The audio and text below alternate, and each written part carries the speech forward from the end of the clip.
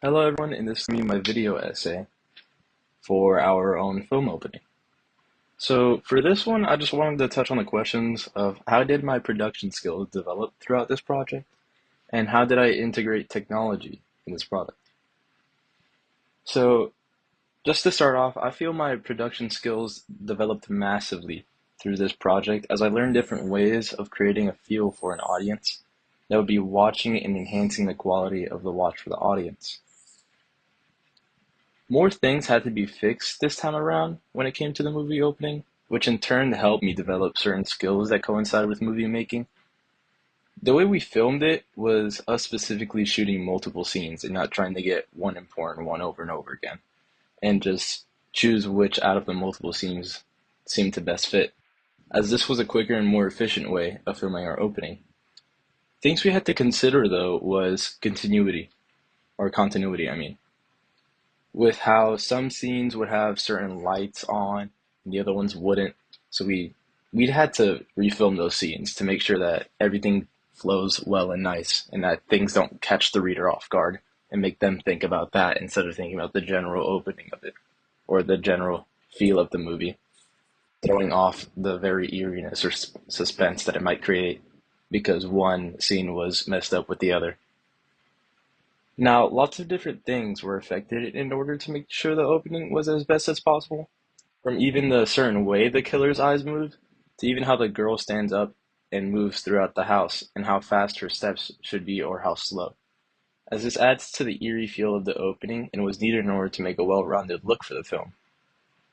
I say for an example of this is what the scene we chose, when she stands up from eating and then walks to check the sound, and then there's an overhead shot behind the shoulder that follows her stepping slowly into the kitchen,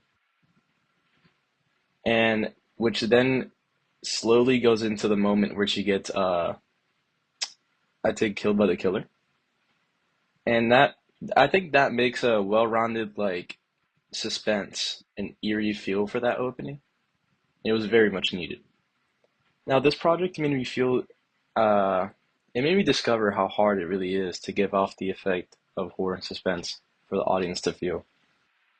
As scenes needed to be seamless, and even from the way the killer swings the axe just needed to be affected multiple times in many different takes, so we could try and make it as perfect as possible. What I feel like we need to fix on would be on getting everything in the scene as quick as possible, as our finished product went over the 2 minute limit by 30 seconds. So we did have to shave off quite a bit of footage, which could then ruin the continuity of the whole opening. It might throw the reader off. But we did cut off just the main walk through the neighborhood. We did cut off a tiny bit of that, but I think overall it's still like a smooth opening. I think everything still goes together, but we did just have to shave off quite a bit of that. So I think for next time, if I were to give if I were to give tips to the next person that might be doing an assignment or even an indie movie themselves instead of a project, is think more ahead and not too much in the present. Think more in the future. Like, think about how the lighting looks from the first scene to the last and how things should go together like glue instead of trying to edit out multiple things for continuity's sake. Now, I remember looking up and researching on how people film their scenes and which order. Now, the most basic one obviously is from the first scene in the first part of the opening to the very last, so chronological. But I've heard many different movies do it backwards in reverse.